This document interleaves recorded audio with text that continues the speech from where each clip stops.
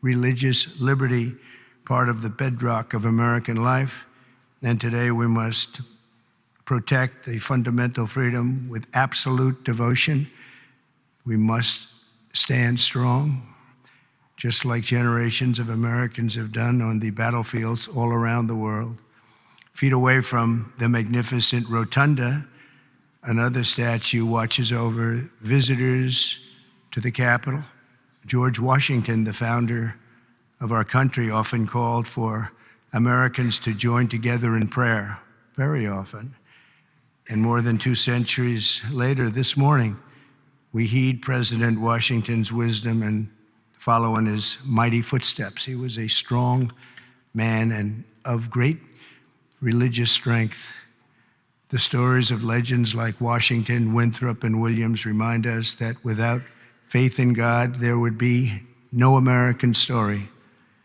Every citizen should be proud of this exceptional heritage. We have an unbelievable heritage, and we have to use that and make life better for everyone. That's why as we approach the 25th times 10 anniversary, think of that, 250 years we'll be celebrating next year of our country's founding. I have signed an executive order to resume the process of creating a new national park full of statues of the greatest Americans who ever lived. We're going to be honoring our heroes, honoring the greatest people from our country. We're not going to be tearing down, we're going to be building up. It will be called the National Garden of American Heroes.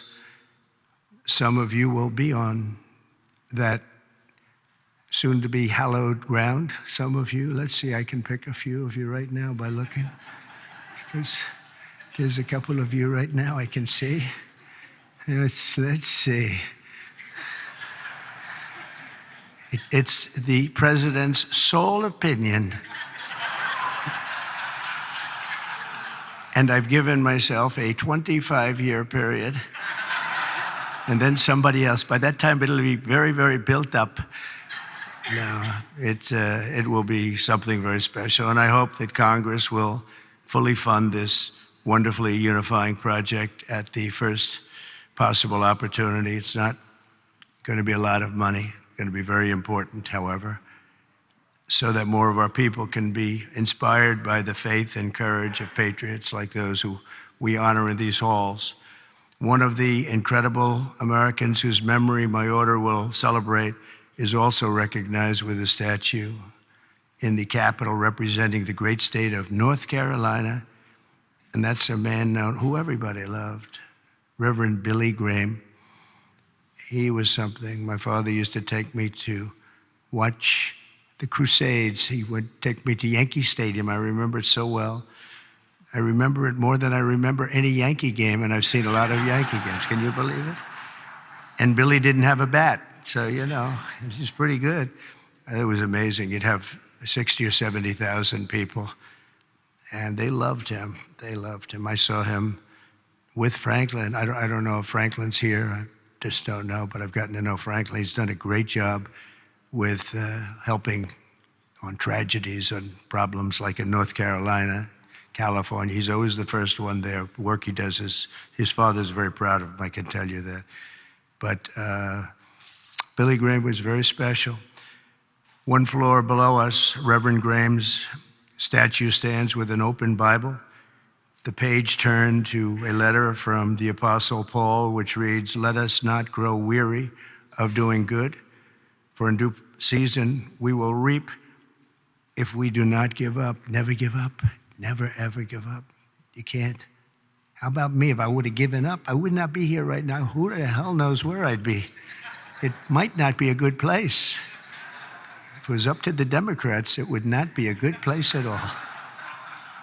Never, ever give up. There could be no better message for the leaders gathered here, and you are real leaders. And we must never give up, and we must never grow tired. We must never grow weary. And we always must practice good As you know, last week, only a few miles from here, our nation witnessed a terrible tragedy when 67 people were killed in a horrible accident near Reagan Airport. As one nation, we take solace in the knowledge that their journey that night did not end in the icy waters of the Potomac, but in the warm embrace of a very loving God. None of us knows exactly when our time on earth will be over. You never know. A truth I confronted a few short months ago when there was an incident that was not fun. It was not a good thing. But God was watching me. The chances of me being here, my sons are shooters. They're really good shooters, Don and Eric. And they said the chances of missing from that range with that gun are, but Don equated it to a 1-foot putt. That's pretty bad. 2 feet I can see missing, but 1 foot you can't miss. It was the equivalent of a 1-foot putt is what he told me. He said, in fact, he gained some religion. He went up 25%. And if you know him, that's a lot. But he said there had to be somebody that saved you, and I think I know who it is. And he looked up, and I said, "Whoa, Don, you've come a long way." He's a good guy, but my 2 sons just really couldn't believe it. Had I not turned that right turn just at that time, and the audience, 55,000 people standing this way, there were just a few people in the back on the bleachers. There was nobody over there except for my all-time favorite chart in history, a chart on immigration. Immigration saved my life, see? So we're going to be good for immigration, okay? But had I not made that turn, boom, and quickly, it was almost as though a deer bolted. You know, they say the only way you miss when you're a good shot is if it bolts. I bolted. I turned to the right to look at the chart, and I said, wow, what was that? What was that? So you never know, but God did that. I mean, it had to be. The chances of turning, there's no reason to turn to the right. You know, the chart is rarely brought down. I brought it down maybe 20%, and 20% of the time. And it's never on my right, it's always on my left. And it's always at the end of the speech, never the beginning of the speech. And if I was a little more than that 90-degree angle, it would be no good. And if I was a little less, it would be no good. It had to be perfect. Thing went right along the edge. It didn't affect my hair. Can you believe that? Might have touched it, but not where it counts. Not the skin part. But honestly, it's a mirror. It changed something in me. I feel even stronger. I believed in God, but I feel much more strongly about it. Something happened. So, thank you. Thank you. But that event, like the tragedy last week, should remind us all that we have to make the most out of every single day that we have. Who would think that you're in space and 2 things collide? The odds of that happening are so small, even without proper control. We should have had the proper control. We should have had better equipment. We don't. We have obsolete equipment. They were understaffed for whatever reason. I guess the helicopter was high, and we'll find out exactly what happened. But the odds, even if you had nothing, if you had nobody, the odds of that happening are extremely small. It's like, did you ever see, you go to a driving range in golf and you're hitting balls, hundreds of balls, thousands of hours. I never see a ball hit another ball. Balls going up all over the place. You never see them hit. It was amazing that could happen. There was a lot of mistakes made, and it should have never happened. But regardless of that, it's amazing that it happened. And I think that's going to be used for good. I think what is going to happen is we're all going to sit down and do a great computerized system for our control towers, brand new, not pieced together, obsolete like it is land-based, trying to hook up a land-based system to a satellite system. And the first thing that some experts told me when this happened is You can't hook up land to satellites, and you can't hook up satellites to land. It doesn't work. We spent billions and billions of dollars trying to renovate an old, broken system instead of just saying, cut it loose, and let's spend less money and build a great system done by 2 or 3 companies, very good companies, specialists, that's all it is. They used 39 companies. That means that 39 different hookups have to happen. And I don't know how many people of you are good in terms of all of the kind of things necessary for that, and it's very complex stuff.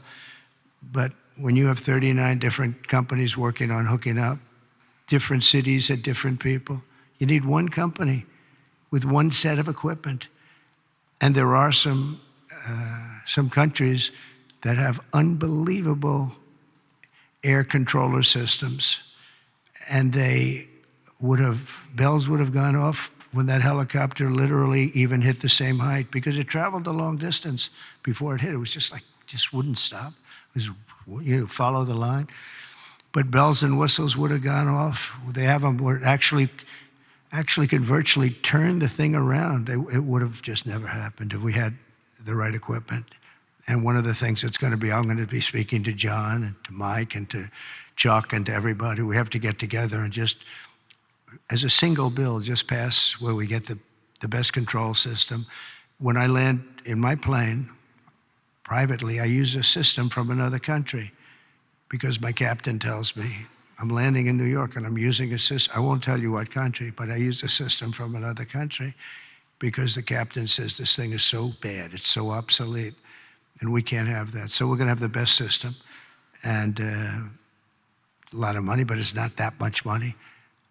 And it'll happen fast, and it'll be done by total professionals. And when it's done, you're not going to have accidents. It's just not, they're virtually not possible to have. Each of us is blessed with a precious chance to help lead America to renew our pledges of faith and everything else, and bring us to new heights and create a future of promise for our people and for ourselves. We have the most important people in the country in a true sense here, because you're the ones that are going to make the decision. You're the ones that are leading us into so many different things, whether it's the right air control system or the right size military, or what to do and what not to do. Most important people. And many of you are very religious. I know so many of you are very religious. And I just think that our country has been so badly hurt. We're very hurt by what COVID did to religion. It really hurt it badly. People couldn't go to church for a long period of time. Even going outside, they were given a hard time. And I'm not blaming anybody for that, but it was very hard to gather. So they start using computers, if that. And when they come back, it's just, a whole new experience they have to get used to. But it is starting to come back. We had a fantastic thing happen yesterday. The Army had the best recruitment numbers that they've had in more than 15 years. They think it could be 25 years, actually. They're going to probably put that out, but more than 15 years just now. And we were worried about it. We were talking about it numerous times that, we don't have people joining our military services. We don't have people joining our police force. We have to cherish our police. It's so dangerous. You open a car and somebody starts shooting. They have blackened windows. You don't even have any idea who's in the car. Oftentimes they have the dark windows, which are not, in theory, supposed to have, but they have them. The door opens and a gun is pointed at your face, and you can't do a thing about it. It's just nothing you're going to do about it. Your friends will take them out. And it's happened so many times, but it's such a dangerous thing. We have to cherish these people. So today we join our hearts and prayers in recommitting to putting our country first. We have to put our country first, making America stronger and greater and more exceptional than ever before. And we have to make religion a much more important factor now. We have to make it an important factor. And if we do that, our job is just going to be much easier. It unifies people. It brings people together. Democrats are going to be able to have lunch again and dinner with Republicans. And I remember just as growing up, I'd see, I revered senators and congressmen or something very special, but they were out to dinner all the time. We had an old congressman, maybe some of Cy Halpern from Queens, and he was a friend of my father. But he'd have dinner he was a Democrat, he'd have dinner with Republicans, and he'd be out, it wouldn't even make a difference. Today, it's like shocking. And it shouldn't be. You have to get together. We really have to get together. We all know what's right and what's wrong, and there's going to be compromise on both sides. But we have to just do the right thing, and we have to get together. You did it with Marco Rubio. You got everybody who's 99 votes, and the only vote was our VP, who maybe we should have been there just to make it 100. But I think I would have been angered if it was 100. That might be a step too far, right? But no, it was great to see a vote.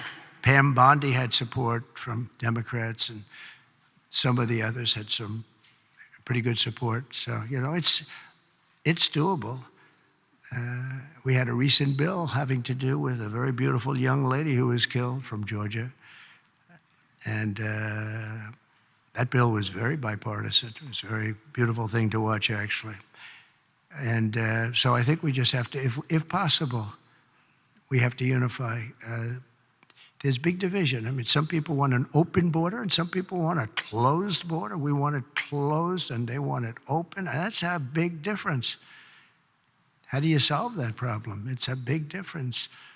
Some people want men and women's sports, and some people don't. And I was with somebody yesterday who was so upset that the bill was signed where men cannot participate in women's sports. And I said, he's a very smart guy, went to a great school, was a great student, and he actually feels, that should happen. Men should be able to play, meaning transition into women's sports. And you talk to him and it says, I don't understand it. I don't understand how the problem ever got started in the first place. It just seems so simple. But he's a good person and just believes it. He just believes it. Not going to be easy to convince him otherwise. So where is a middle ground? It's hard to have a middle ground. There's two ways. I mean, you can either do it or you can't. But I think a lot of good things are going to happen. A lot of people might be surprised to hear me say that of all people, but I think a lot of good things are going to happen because our country's got some big headaches, but we have tremendous spirit right now. The spirit is as high as it's been. It was up 49 points this morning. 49 points. It's the biggest increase in the history of whatever the poll was. So the spirit is there. That's a big factor. That's probably the hardest thing to get back, to be honest. The rest is easy. So I want to just thank you all. I want to congratulate a lot of the new members. I see so many of you that ran great races, David. That was a great race. But so many that ran great races. And on both sides, you ran some incredible races, so it's good to be with you. And God bless everybody. We want to come together, and the happiest, the person, the element, the everything that's going to be happy. People of religion are going to be happy again. And I really believe you can't be happy without religion, without that belief. I really believe it. I just don't see how you can be. So let's bring religion back. Let's bring God back into our lives. Thank you all very much. Thank you very much. Great honor. Thank you.